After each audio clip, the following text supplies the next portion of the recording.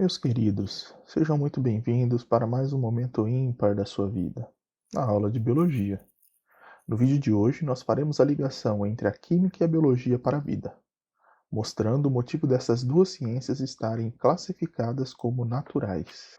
Ambas, juntamente com a Física, formam a tríade das ciências que estudam a natureza. E a natureza nada mais é do que a casa dos seres vivos, inclusive destes que vocês ouvem durante essa gravação. É o ambiente onde a vida acontece rodeada pelos fenômenos físicos e químicos. Mas será que a vida surgiu nesta natureza como a conhecemos? Talvez não. Talvez a natureza, a casa dos seres vivos até então, fosse dessa forma. Afinal, não tinha vida ainda. Ou será que a vida veio de fora desse planeta? Como será que isso aconteceu? Se você acha que eu tenho a resposta definitiva para essas perguntas, sinto muito te decepcionar. Mas o que eu tenho pode te levar a fazer as perguntas certas para resolver estes e outros dilemas da biologia. Vamos nessa? Mas só depois da vinheta. Ai, caramba, esqueci que sou novo nisso. Não tem vinheta ainda. Eu estava morrendo de saudade de escrever no quadro. Seja ele um quadro branco ou um quadro negro. Por isso eu resolvi usar esse efeito do tipo Marvel Studios. E existe vida no planeta Terra. Eu fico imaginando há uns bilhões de anos, as primeiras formas de vida, é bem provável que foram bactérias, gritando: vai ter vida nesse planeta sim! Várias faixas, manifestações e aquela bagunça. Bom, desculpa, não vamos politizar nessa aula, né? Vamos voltar ao nosso tema. Parece que nós temos um Sherlock Holmes aqui. Pois é. A ideia é partirmos dessa constatação óbvia de que existe vida no planeta Terra, para termos um bom motivo para falar dessa vida nesse nosso grande planeta. Para isso, temos que caracterizar a vida. Para ser breve, assumiremos como definição de ser vivo aquele que tem as três características seguintes: compartimentalização, ou seja, todos os organismos vivos que existem possuem alguma forma de fazer sua separação do meio em que está presente. As células utilizam-se de membranas lipoproteicas. Até os vírus, apesar da divergência de serem vivos ou não, apresentam cápsulas de proteínas com a importante função de concentrar em seu interior as moléculas que são necessárias para o seu funcionamento. A segunda característica que todo organismo considerado um ser vivo deve possuir é a informação. O organismo deve possuir em si uma central de comando capaz de informar suas estruturas internas, como promover sua manutenção, para não morrer, por exemplo, e como dar continuidade das suas características caso venha a morrer, que é feito através dos seus descendentes. E a terceira e última característica é o seu metabolismo. O organismo vivo deve ser capaz de realizar as reações químicas necessárias para garantir sua sobrevivência e reprodução, de acordo com as informações contidas em sua central de comando. E uma célula tem tudo isso. Vou utilizar como exemplo esse mesmo esquema de uma célula bacteriana, por isso procarionte, ou seja, a mais simples estrutura celular que existe. Neste desenho, nós conseguimos ver a membrana plasmática, que garante a compartimentalização, separando a matéria de dentro e de fora da célula, criando os compartimentos intra, nessa parte de dentro, tudo que está dentro da membrana plasmática, e extracelular, tudo que está fora da membrana plasmática. Podemos ver também o seu DNA, carregando toda a informação desse organismo. As bactérias possuem um DNA principal e vários pedaços de DNA circulares no interior da célula, chamados de plasmídios. E o seu citoplasma, que está transparente nessa imagem, como se fosse um espaço vazio, mas não é. Ali está cheio de água e outras moléculas, orgânicas e inorgânicas, sendo um local adequado para que ocorram as reações químicas necessárias para manter esse organismo com vida. Dessa forma, fica fácil perceber por que a célula é a unidade básica da vida. Os seres vivos estão organizados nos seguintes níveis: átomo, molécula, organoide ou organela, célula, tecido, órgão, sistema, até formar um organismo pluricelular, como neste caso do exemplo do ser humano. Essa imagem ou esse conceito de níveis de organização dos seres vivos já apareceu nas minhas aulas e vai continuar a aparecer, pois é fundamental para o entendimento de diversos outros assuntos dentro da biologia.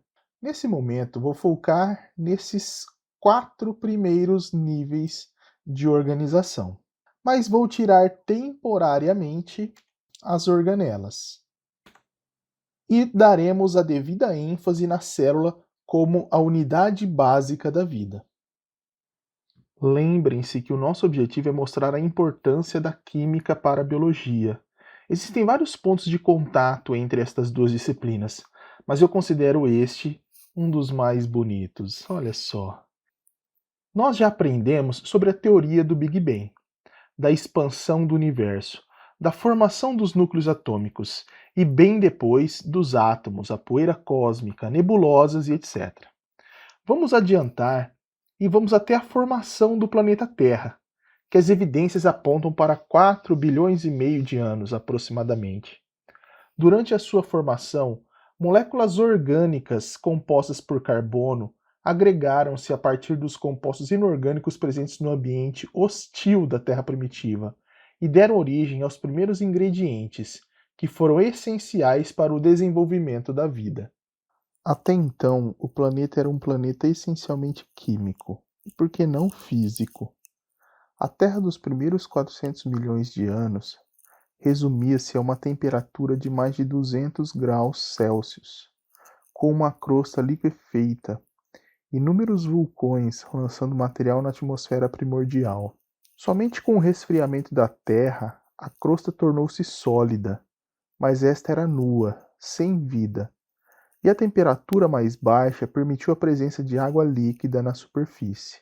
Os pesquisadores veem como um grande salto a passagem de um mundo essencialmente químico para um mundo biológico. Vocês perceberão que o biológico é dependente do químico, ou seja, só há vida devido à organização dos elementos químicos, como átomos, se tornando moléculas, e moléculas especiais, que nós chamaremos de moléculas orgânicas. Para falar das moléculas orgânicas, ou compostos orgânicos, podemos usar estas expressões como sinônimos, devemos conhecer brevemente a química orgânica, também conhecida como a química dos compostos de carbono. Veja bem, essa afirmação está correta, contudo, nem todos os compostos que contêm carbono são orgânicos.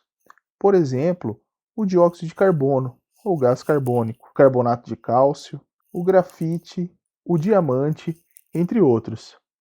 Reforçando então, nem todos os compostos que contêm carbono são orgânicos, mas todos os compostos orgânicos contêm carbono, e também hidrogênio.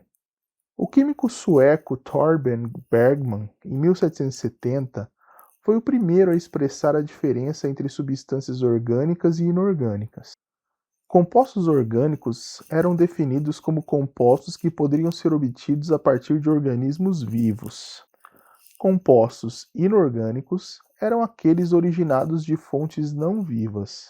Como todas as substâncias orgânicas conhecidas eram extraídas de animais e vegetais, os químicos supunham que elas não poderiam ser produzidas ou sintetizadas em laboratório. Entretanto, sabe-se hoje que isso é possível. Os compostos de carbono são o centro de vida nesse planeta. Junto com o oxigênio do ar que respiramos, os compostos de carbono fornecem a energia que sustenta a vida.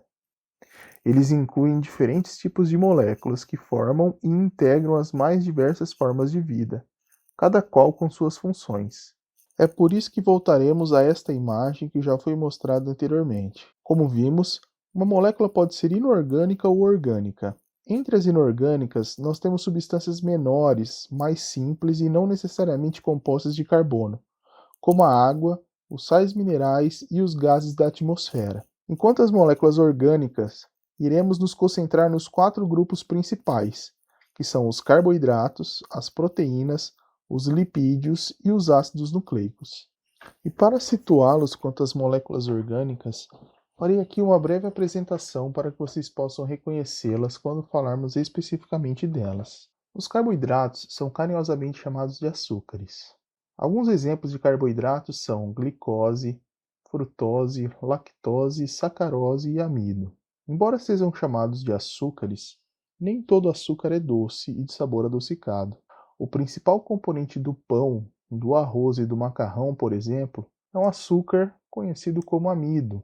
Já o açúcar mais utilizado para deixar algo realmente doce é a sacarose. A principal função dos carboidratos para os seres vivos é fornecer energia. Existem outras funções, mas esta é essencial. Por isso que o nome da glicose é tão famoso nas aulas de biologia. Já as proteínas são mais conhecidas como proteínas mesmo, mas suas unidades formadoras também são bastante conhecidas, os aminoácidos. As proteínas são constituídas de vários aminoácidos, que são como uns tijolos unidos que formam um muro, onde este seria a proteína. As proteínas são como aqueles canivetes suíços, ou ainda como o cinto do Batman, com 1001 utilidades. Alguns exemplos são queratina, que forma o nosso cabelo, a nossa unha, a insulina, um hormônio que ajuda no controle de açúcares do sangue, as enzimas, existem várias enzimas no nosso corpo que catalisam, que auxiliam as reações químicas, o metabolismo do corpo. E ainda os anticorpos, tão famosos agora em época de Covid-19. Além deles, existem os lipídios. Lipídio refere-se ao grupo dos óleos, das gorduras e das ceras. Também desempenham diversas funções nos seres vivos, como isolante térmico, estrutura da membrana plasmática, mas uma função que é mais frequentemente citada é a de reserva de energia. Quando não há açúcar para fornecer energia para um animal, por exemplo, ele geralmente tem uma reserva de energia estocada nas formas de gordurinhas localizadas, tão comum para nós, né? E por fim, os ácidos nucleicos, representados pelo DNA e pelo RNA. Essas duas moléculas servem de material genético para as células, no caso DNA, e para alguns vírus, que pode ser DNA ou RNA. E como já vimos, o ácido nucleico carrega toda a informação do organismo. Essa seta ficou tosca, mas é mais ou menos isso mesmo. E essas informações serão passadas para a geração seguinte. Dessa forma, creio que ficou bem clara a importância da química integrada com a biologia para o início de vida na Terra. Falaremos mais dessa integração nas oportunidades seguintes. Nos vemos na próxima aula. Até lá, criançada!